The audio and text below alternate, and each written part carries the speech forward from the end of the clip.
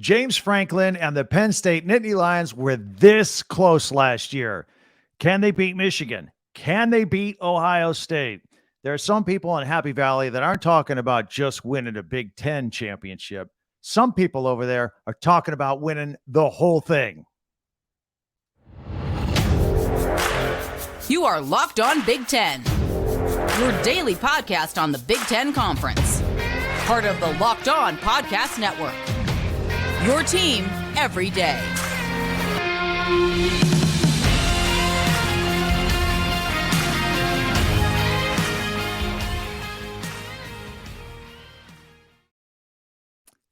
Welcome to Locked On Big Ten. I'm Craig Shemon. Want to thank you for making us your first listen each and every day. Today, we are going to talk about Penn State. We're going to dive into this football team. We are, right?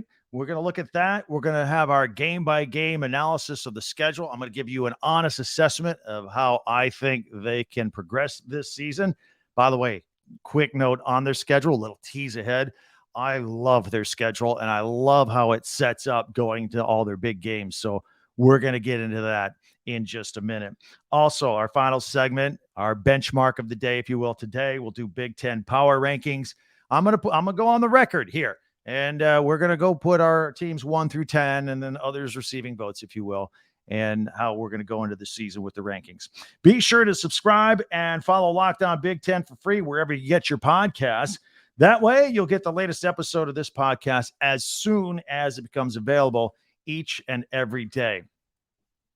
All right, let's start it off with James Franklin's football team, Beaver Stadium, Happy Valley, all that great stuff. In fact, here's a great look. I love the whiteout. I think the whiteout night games are some of the coolest things in college athletics. So and I'll tell you when we go into the schedule next segment, which game will be the whiteout.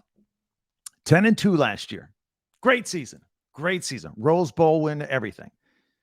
Lost to Michigan, lost to Ohio State pretty soundly, and then beat everybody else.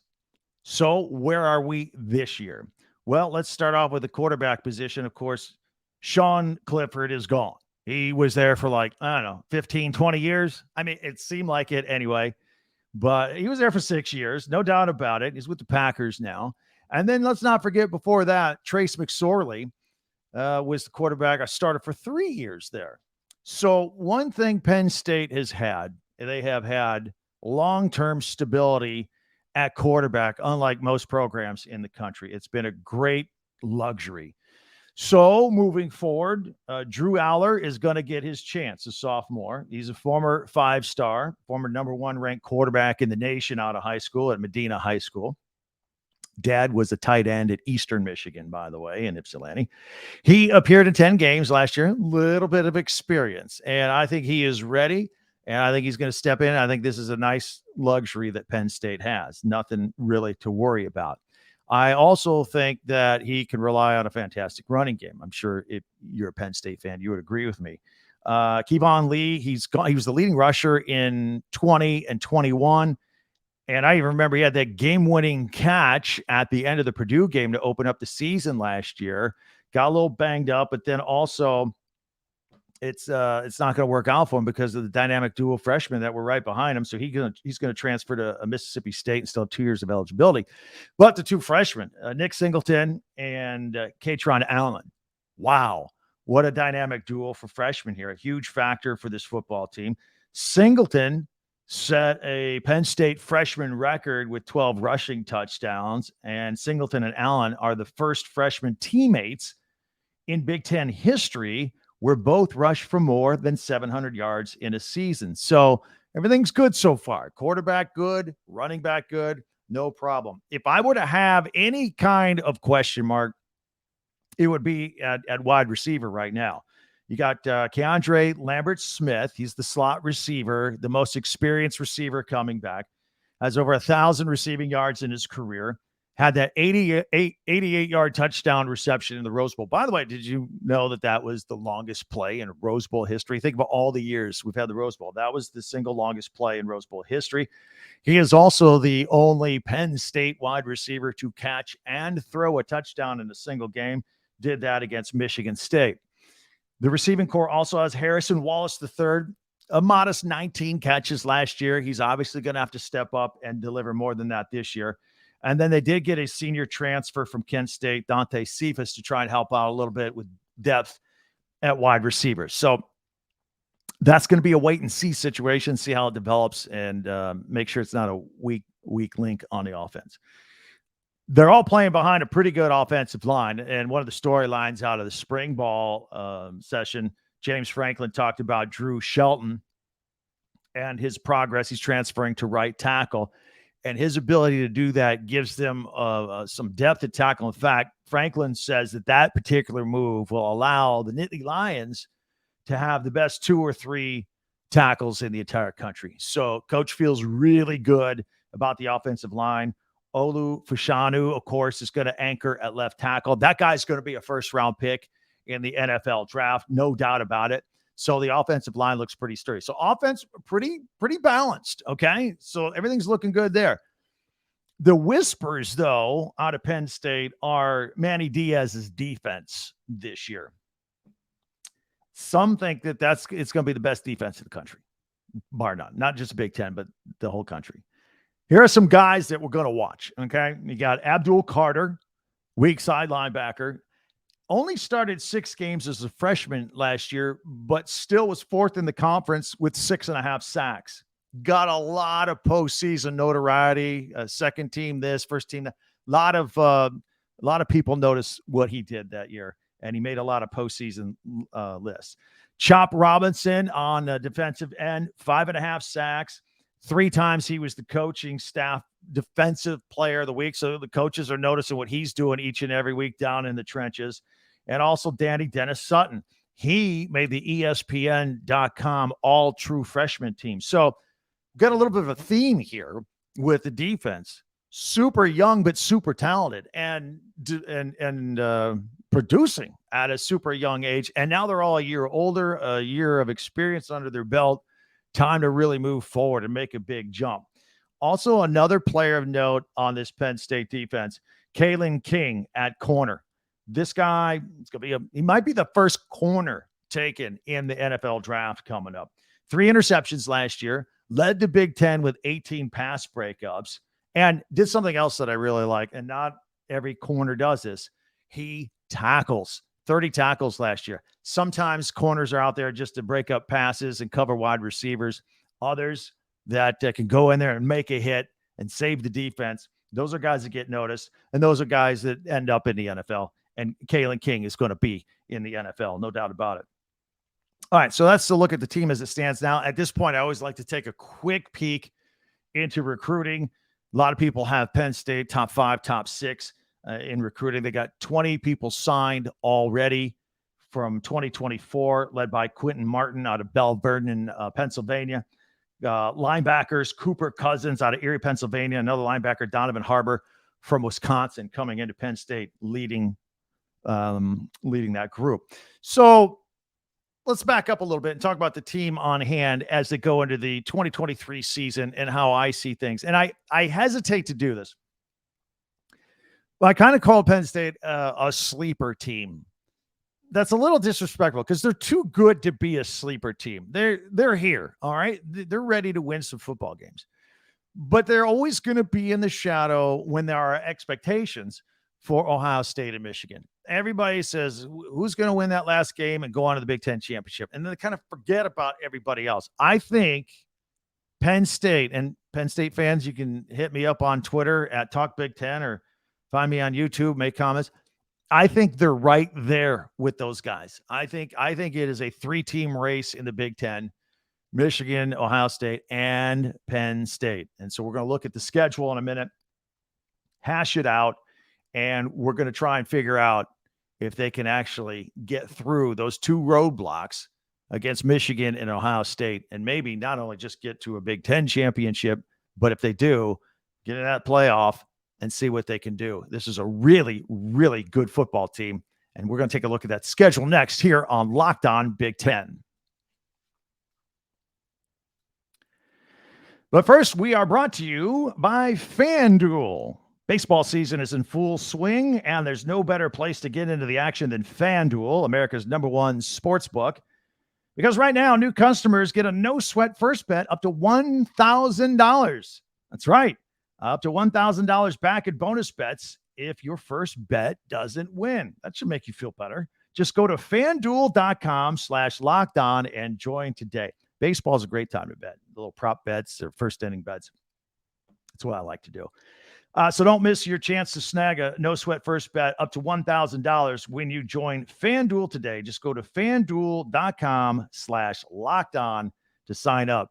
FanDuel, the official partner of Major League Baseball trademarks used with permission.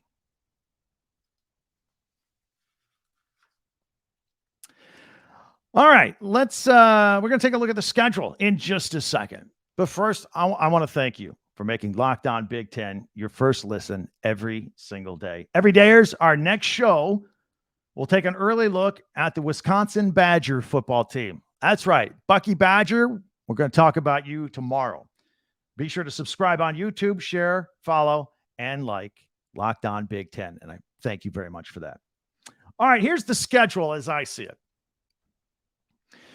Penn State starts out September 2nd, home game, West Virginia, 7:30, under the lights. Not going to be a whiteout, but just under the lights, 7:30. It is on NBC, and this is their first season of primetime Big Ten games, so they're going to start out with that.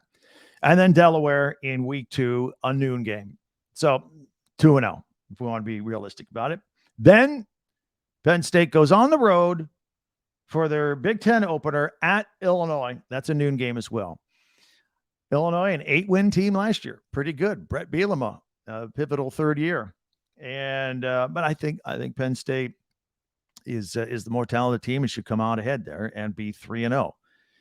Then Penn State comes home September 23rd to take on Iowa. I've seen multiple reports, 7:30 or 8, but I think it's 8 o'clock for that one, CBS, because that is the whiteout game, by the way. That is the fourth game of the season, the Big Ten home opener against Iowa is the whiteout game. And then the team goes on the road to take on Northwestern, followed by a bye, followed by a home game against UMass at 3:30. I love this part of the schedule because, look, I know if coaches hear this, they'll be upset. They don't like me to say it, but you got the bye followed by UMass. That's really 2 byes, really. I mean, really. And then, if you really want to get the week before at Northwestern, it's a road game and all, but Northwestern won 1 game last year. I don't want to say 3 byes. I don't want to be disrespectful. I don't.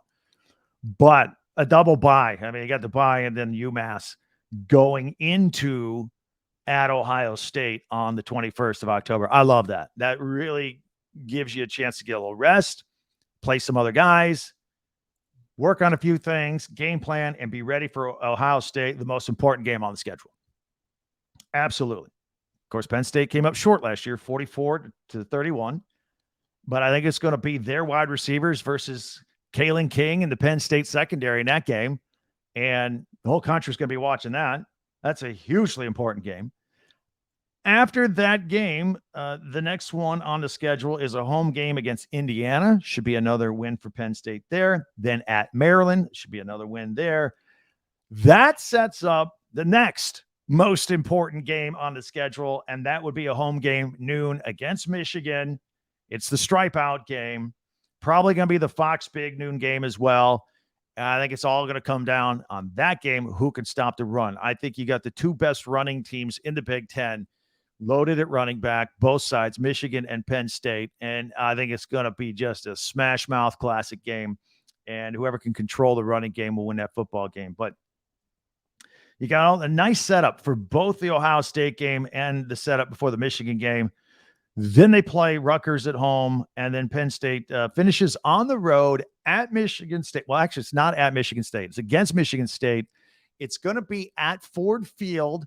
It is the Friday after Thanksgiving on Black Friday. So a special game there, national television, the whole deal. So look, best case scenario, if the ball bounces right, it could be 12-0 for Penn State realistically. Maybe if they split Ohio State and Michigan, you're looking at 11-1. If you lose them both, you're the same as last year, 10-2. But I think that's worst case scenario, 10-2. So there you have it. I think the sky is the limit for this Penn State football team. Don't you? No doubt about it. Again, hit me up on Twitter at Talk Big Ten. I'll follow you back. You follow me, I'll follow you back. And also you can leave some comments on YouTube as well. Coming up next, we've got one of our benchmarks that we like to do on this particular day of the week. It is going to be our power rankings for the Big Ten. We'll find out where your team ranks coming up next.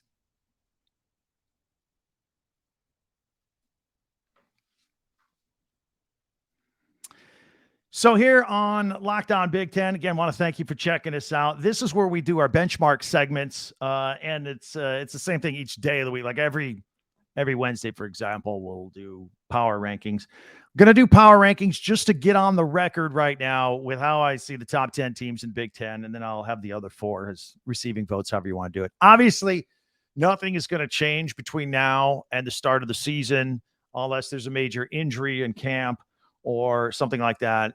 In the meantime, we'll find some other fun things to do on this segment, such as maybe we'll rank the top 10 coolest helmets, uniforms, stadiums, atmospheres, all that kind of stuff to continue on through the summer. And then when the games start, we'll really get serious about these power rankings. But I figured I would get something on the board on the record here so that we can move on for that. And here's how I see the Big Ten power rankings.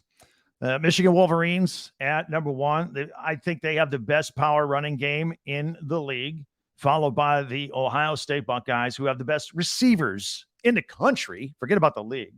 And then there I have Penn State, the Nittany Lions. And like I've said time and time again, I think they're just this close. So I could almost sit here and honestly say Michigan Wolverines, Ohio State Buckeyes, Penn State Nittany Lions, 1, 2, 3, right there in a group. And then everybody else. That everybody else includes the Wisconsin Badgers at number 4. The question is going to be how quickly can Luke Fickell get things going as he takes over that program. And then at number 5, the Fighting Illini. Again, a pivotal year for Brett Bielema. They did lose some talent to the NFL draft, so I don't know. I got to be honest with 5 and 6. I could flip here. Iowa at 6, the Iowa Hawkeyes. They got new offensive benchmarks. Kirk Ferentz's son is the offensive coordinator. He's got to hit him in order to stay for that program. Defense is good. Offense looks to be better. If they're better, I've seen some polls and rankings that have Iowa the 4th best team in the Big Ten. So I don't know. I'm soft on this middle part, 5, 6. I could flip them, Illinois and Iowa. Again, would love to hear from you. Hit me up at Twitter. Let's see here. Nebraska, Cornhuskers at number 7. New rules with Matt Rule. That's right. Matt Rule, the new head football coach there. Again, much like Luke Fickell. We'll see how long it takes him to kind of get things going.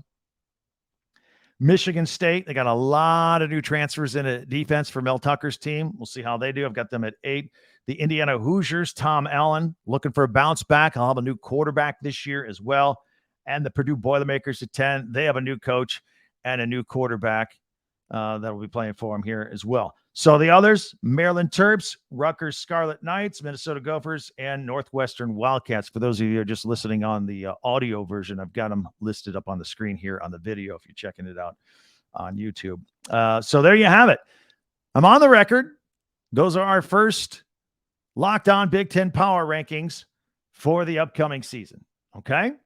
And again, those are going to change and get tweaked a little bit as the season goes on, and we look forward to your input as well. I want to thank you for making Locked On Big Ten your first listen every single day. Every day is our next show. We'll take an early look at Bucky Badger and the Wisconsin football team and Luke Fickell. Looking forward to that as well. Many ways for you to contact me. I mentioned it several times during this podcast. Hit me up at Twitter at TalkBig10 or give me comments on YouTube.